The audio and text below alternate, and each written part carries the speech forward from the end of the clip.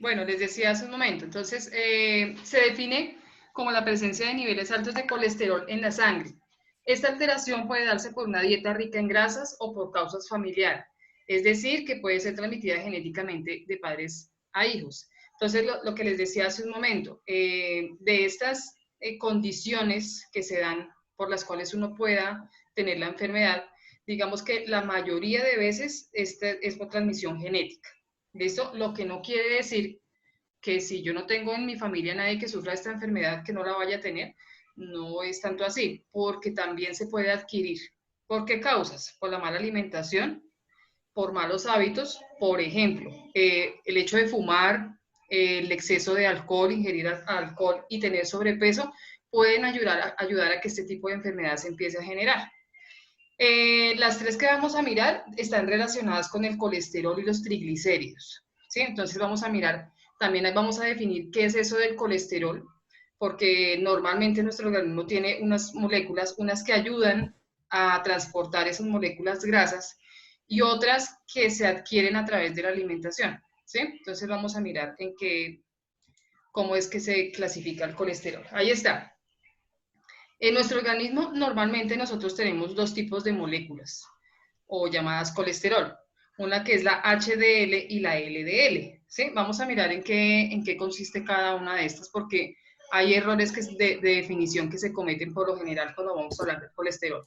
Entonces, esta molécula que se llama la HDL, ¿sí? Que es una lipoproteína de alta densidad, erróneamente la llamamos el colesterol malo. ¿Por qué digo erróneamente? Perdón, el colesterol bueno. ¿Por qué digo que la llamamos erróneamente? Porque es que la HDL no es colesterol como tal, sino es una proteína que ayuda a transportar las moléculas de grasa a través de la sangre. ¿Listo? Entonces, para nuestro organismo es mucho mejor tener altas concentraciones de HDL que del otro tipo del otro tipo de colesterol. Néstor levantó la mano, ¿quiere preguntar algo?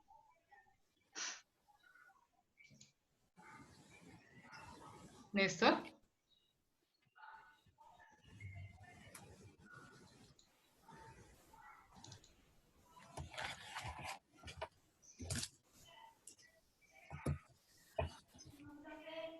No lo pude activar. Segundito, por favor. Ahora sí, Néstor me puede preguntar.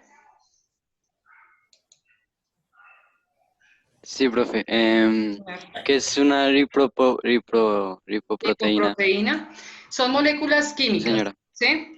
Entonces, ¿por qué la llamamos lipoproteína? Porque es un tipo de molécula que ayuda, es una molécula grasa que ayuda a transportar a otra, en este caso una proteína.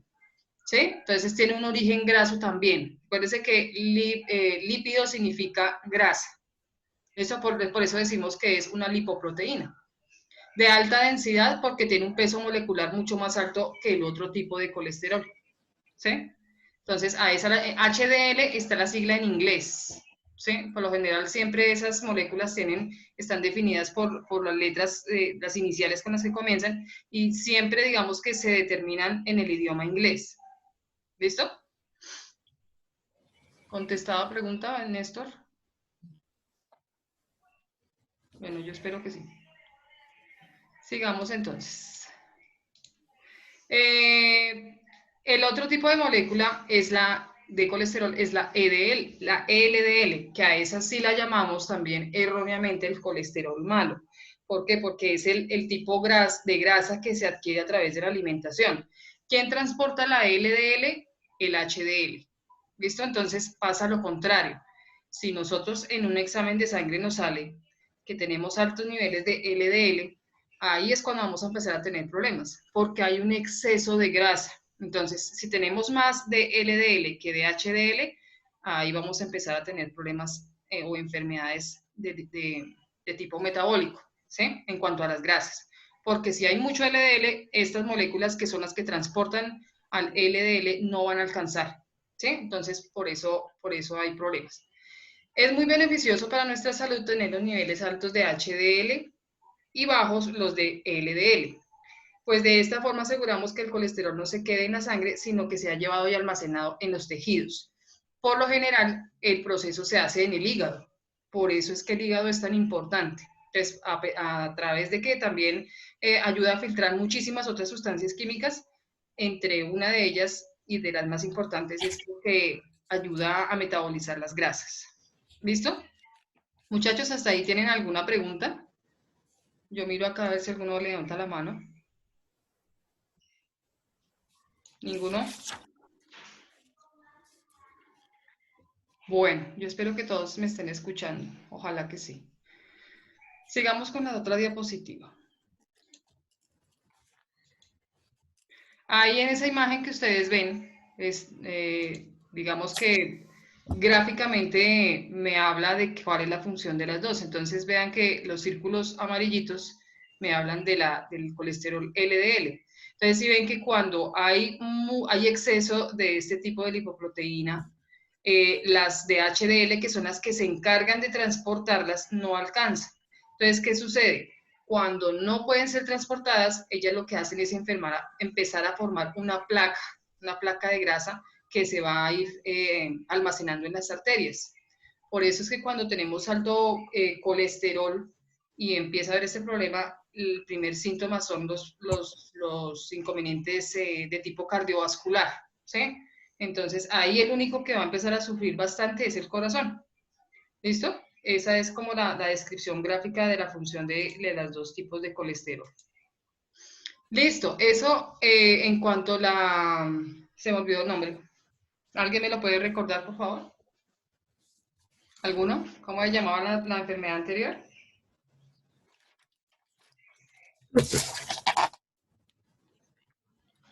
Los encontré. ¿Están dormidos? ¿Se durmieron? ¿Cómo se llamaba la enfermedad anterior? Hipercolesterolemia. Aquí alguien levantó la manito. ¿Quién es JP? Qué pena. Juanita Pinto. Juanita. Juanita. Juanita, ¿me escucha? Que le está dando la posibilidad de levantar. Brian Bermúdez. Hipercolesterolemia. Ya la dijo. Hipercolesterolemia. Sí, señores. Hipercolesterolemia. Yo desde aquí les doy reiniciar el audio, pero algo no está funcionando. Bueno, sigamos entonces. Hipercolesterolemia. Vamos ahora con la otra enfermedad que es la hipertrigliceridemia. ¿Eso? Esta enfermedad ya no trata de las dos moléculas de colesterol que les hablaba anteriormente, que son la HDL y la LDL, sino que ya tiene que ver con los triglicéridos. ¿Listo? Porque es que aparte tenemos otras moléculas más. Estos triglicéridos, por lo general, sí vienen específicamente a través de la alimentación. También tienen que ver con la herencia, es decir, que se puede transmitir genéticamente y si es adquirida, igual, es por los malos hábitos que tenemos de alimentación y de otros como fumar, el exceso de alcohol y el sobrepeso. Por eso la importancia, así suene a la frase típica, pero hay que hacer ejercicio, ¿sí? ¿Por qué? Porque el ejercicio ayuda digamos que tiene factores de antioxidantes, ¿sí? Entonces ayudan a eliminar un poquito esas sustancias que están excediendo en cantidad en nuestro organismo. ¿Listo? Bueno. ¿Alguien de ustedes me puede recordar cuando vimos el metabolismo de los lípidos? Los ácidos grasos esenciales, ¿cuáles son? Venga, miramos aquí cómo están y yo pregunto. Eso de hecho creo que lo tienen consignado en el cuaderno, cuando hablamos del metabolismo de las grasas, de los lípidos. Juanita. Juanita, yo no le puedo reiniciar audio, no sé por qué. ¿Alguien sabe cuáles son los ácidos grasos esenciales, muchachos? ¿Nadie? Aquí Brian Bermúdez. Brian. Pues, profe, pues la verdad no me acuerdo bien, pero si mal no me acuerdo, creo que son carbohidratos esenciales. No, de las Es que, grasas, es que de las grasas, de las grasas. de las grasas. Son tres, ¿no? Trans, saturadas y... Se me olvidó la otra. Saturadas, trans y... Y por ahí No, va, se me olvidó por la ahí otra. va. Vamos a darle la palabra por aquí a Alison y luego le doy a Paula Betancourt. Entonces, Alison, Alison, Alison. Es el omega 3 y el omega 6, ¿no? Sí, señora, omega 3 y omega 6. Muy bien. ¿Y de dónde vienen esos omega 3 y omega 6? Démosle la palabra por aquí a Paula Betancourt. Paula. Paula, ¿me escuchas?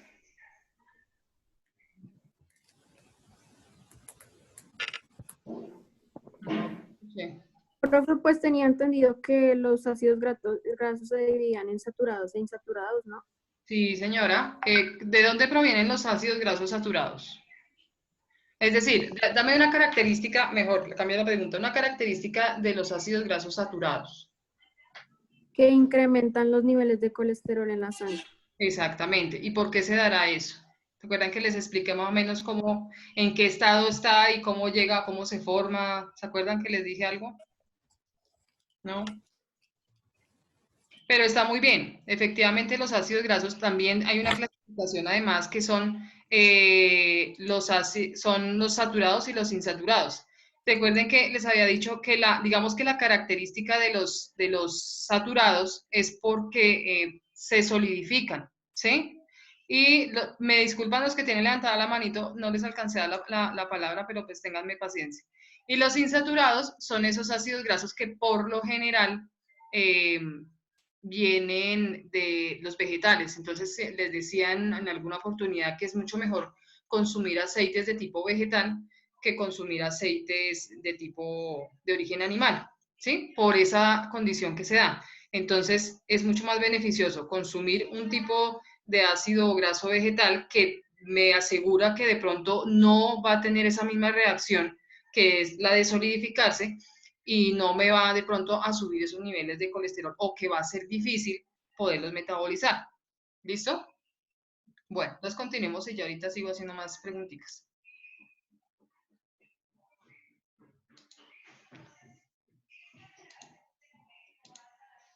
Vamos con alteraciones mixtas o combinadas. ¿Listo? Seguimos hablando de tipo lipídico, ¿sí? De grasas. Entonces, ¿cuáles son las alteraciones mixtas o combinadas? Son aquellas en las que las personas presentan hipercolesterolemia e hipertrigliceridemia. Es decir, están presentando las dos condiciones anteriores. ¿Listo? Este tipo de alteración se llama dislipidemia e hiperlipidemia. Ya les doy la palabra, me esperan un momentico y ya los veo desde acá. Juan, ya le doy la palabra. Juan Bobadilla.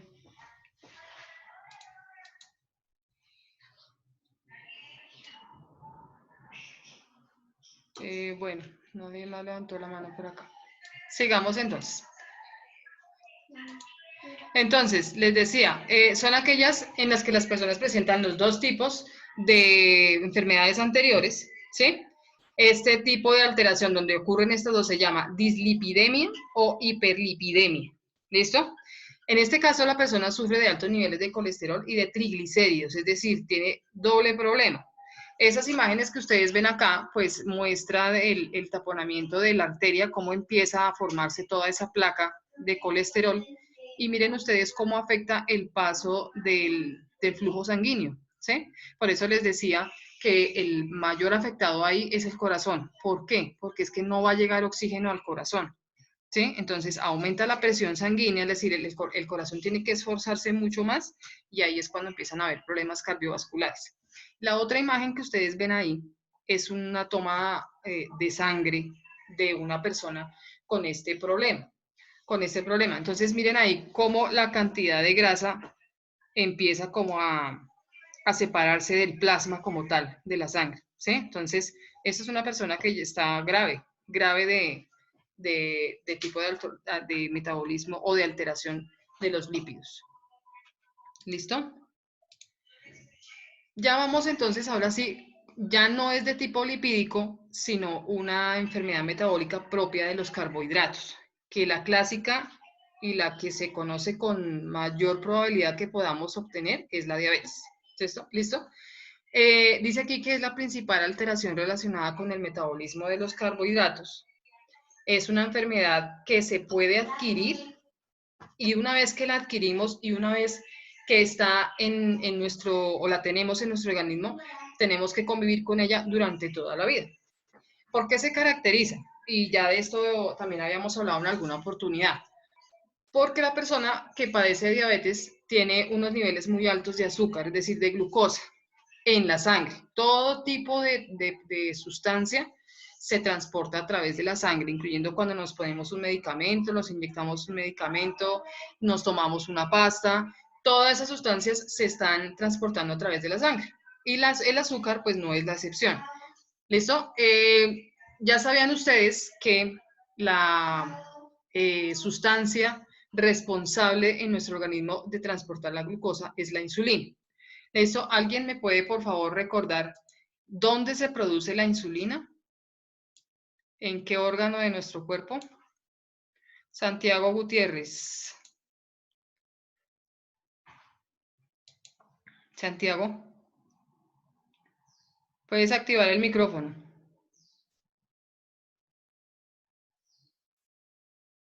No, Santiago. Santiago. En el páncreas y en el hígado, creo. Sí, señor, muy bien. En el páncreas y en el hígado. ¿Listo? Entonces, esos dos órganos por eso son tan esenciales para el metabolismo, porque son los responsables básicamente de producir sustancias y además de eso filtrarlas. ¿Listo? La insulina es la hormona encargada de estimular el transporte de la glucosa hacia las células del cuerpo, ya sea para que esta sea metabolizada y nos proporcione energía o para que se almacene. Otra pregunta que teníamos de lo que vimos en las clases anteriores. Muchachos, me queda poquito tiempo, ahorita seguramente se va a cortar, nos volvemos a conectar, por favor. ¿Listo? Entonces, en cualquier momentico se nos va. Cuando estuvimos hablando del metabolismo, el anabolismo de los carbohidratos, hablábamos del proceso que se da, ¿cierto? ¿Se acuerdan esto de la glucólisis, toda esa carreta que les eché? Bueno, ¿cómo se llama el proceso en el que la glucosa se almacena en el hígado? Juanita. Juanita. Vamos a ver si le logro. Ya, Juanita. ¿Lipogénesis? Lipogénesis. ¿Seguro lipogénesis? Porque lipo me dice que es grasa. Y acuérdate que estoy hablando de los carbohidratos. Démosle la palabra a Néstor. Néstor. Glucogenogénesis. Glucogenogénesis, sí, señores. ¿Se acuerdan que son palabras que eso parece un trabalenguas? Bueno, hay que recordarlas porque debemos diferenciar entre los procesos metabólicos de los carbohidratos y los procesos metabólicos de las grasas.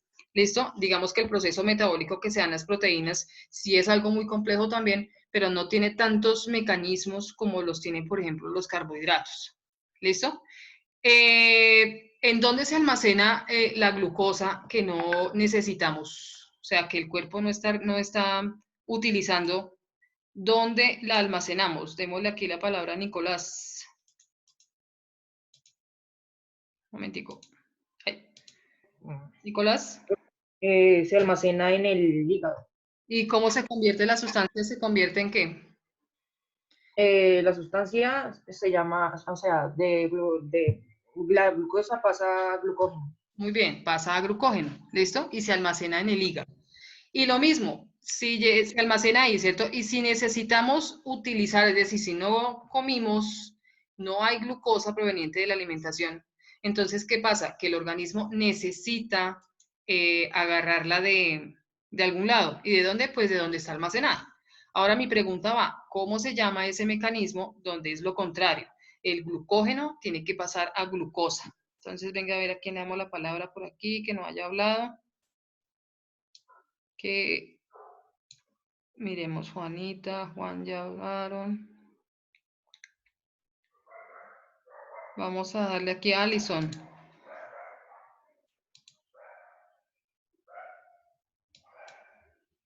Alison.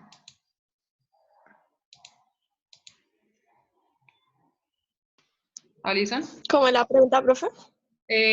¿Cómo se llama ahora el mecanismo contrario? Ya dijimos que de cuando la glucosa pasa a glucógeno, se almacena en el hígado y es la glucogenogénesis, ¿cierto? Ahora, ¿cómo se llama el mecanismo contrario? Es decir, cuando no consumimos nosotros, es decir, estamos en un ayuno, todo el día no comimos, el cuerpo necesita energía, ¿cierto? Y la obtiene a partir de la glucosa.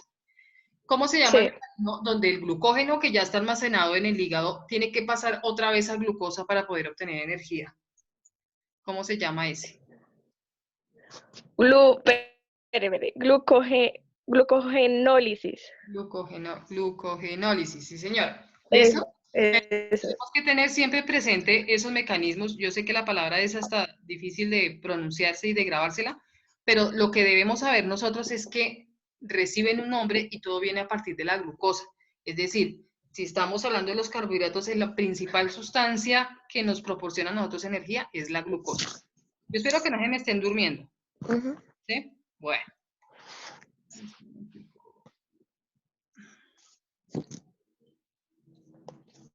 Bueno, de acuerdo con la causa de la enfermedad, estamos hablando de la diabetes. También en alguna oportunidad, ahorita le doy la palabra a Gabriela que tiene la mano levantadita. Se pueden presentar 3 tipos de diabetes, que puede ser la de tipo 1, la de tipo 2 y la diabetes gestacional. Es decir, las mujeres que están en estado de embarazo también pueden adquirir la enfermedad, así su familia no la haya tenido, así trate de alimentarse lo mejor que puede ocurrir que adquiera la diabetes y puede ser muy peligrosa para la vida de la madre, más que todo que la del bebé. Y el bebé puede que nazca con la enfermedad de una. Si la señora en estado de embarazo no se cuida en la alimentación, y por eso es que es importante estarse haciendo los controles, porque se puede controlar a través de muestras de pruebas de sangre que no se esté presentando este tipo de anomalía metabólica en carbohidratos. Entonces vamos como a definir mejor y a conocer mejor o más detalladamente en qué consiste cada tipo de diabetes. Entonces la diabetes tipo 1, las personas que sufren de esta enfermedad se llaman insulinodependientes. ¿Por qué se llaman insulinodependientes? Porque es que ya dependen de la insulina, es decir, tienen que inyectársela, porque definitivamente su cuerpo no la produce, ¿sí? Si una persona que sufre de este tipo de diabetes y no lo controla a través de la insulina inyectándosela, puede morir, ¿sí? Sencillamente puede sufrir un paro cardíaco o muere por intoxicación. Es decir, la misma glucosa me puede intoxicar si yo no tengo cómo metabolizarla. ¿Listo? La diabetes tipo 1 se considera una enfermedad autoinmune porque las células beta del páncreas son destruidas por nuestro sistema de defensa que las ve como extrañas. Les explico qué son lo de las células beta. Esas células beta son las que se encargan de producir la insulina en el hígado. ¿Listo? Entonces, si nada me está produciendo las células beta, pues sencillamente nada me va a ayudar a producir la insulina. ¿Listo? Bueno, por eso se llama entonces se llama enfermedad autoinmune. Vale, entonces continuemos. La diabetes tipo 2, digamos que es mucho más frecuente. No es tan crítica como la diabetes tipo 1. Se caracteriza porque el cuerpo no es capaz de responder adecuadamente a la insulina. También es porque se produce insulina, pero no la suficiente para poder metabolizar las cantidades normales que uno consume de glucosa en la alimentación. ¿Por qué digo normales? Porque es que también es malo consumir altos niveles de carbohidratos. ¿Listo? Ya miramos por qué. Pero no en los niveles requeridos para mantener los niveles de azúcar controlados. ¿Cuáles son los síntomas de una persona que empieza a sufrir de diabetes tipo 2? Póngale cuidado a esto porque a veces y mucha gente joven hoy en día se está viendo con este tipo de diabetes. Entonces, la sed frecuente, me disculpan el perrito, pero aquí hay demasiados, entonces me disculpan el ruido, por favor. Sed frecuente o intensa, no es normal sentir tanta sed. Y más cuando uno toma, puede que, bueno, lo ideal es siempre estar tomando agua, pero puede que le ocurra a uno toma suficiente agua y siempre está la sensación de sed intensa, entonces eso no es normal. Puede ser un indicio de que la diabetes de tipo 2 se está empezando a generar. La orina fuerte quiere decir en cuanto al color y el olor, ¿sí? Nosotros siempre debemos estar pendientes de eso, de cómo está nuestra orina, que no esté cambiando de color, que de pronto no duela al orinar o que no tenga un olor fuerte, ¿listo? Sensación permanente de mucha hambre también, o sea, lo que es sed y hambre siempre va a ser muy frecuente y usted no siente la saciedad por un momento, pero después vuelve a sentir hambre, eso tampoco es normal. Pérdida de peso sin tener una razón específica. Uno pensaría que las personas que sufren diabetes son gorditas por lo general, resulta que no. Hay personas que también, siendo muy delgadas, sufren de esta enfermedad. Si van teniendo preguntitas, levantan la mano y yo trato de poderles dar la palabra. La diabetes de tipo gestacional. Lo que les decía hace un momento, esta ya es generalmente de las mujeres en estado de embarazo. Puede, por lo general, la enfermedad ya da en las últimas etapas de la gestación, es decir, en los últimos meses de embarazo. Entonces ahí es cuando más pendiente debe estar la mujer de estar haciendo los controles.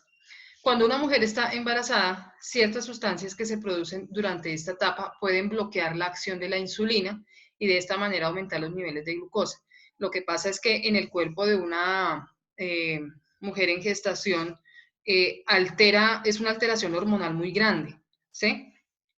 Y las hormonas, a pesar de que, bueno, que también controlan muchas de nuestras funciones en el organismo, en las mujeres embarazadas cambian muchas sustancias, entonces inhiben otras, ¿sí? Y eso es lo que ocurre con la diabetes de tipo gestacional. Entonces se van a producir sustancias que bloquean la acción de la insulina. Entonces la mamá no va a poder metabolizar normal, en este caso los carbohidratos, ¿sí? Y por eso puede generarse la enfermedad. Por eso se denomina diabetes gestacional. ¿Cuáles son los síntomas de una mujer en estado de embarazo que pueda estar presentando la enfermedad? Porque aumenta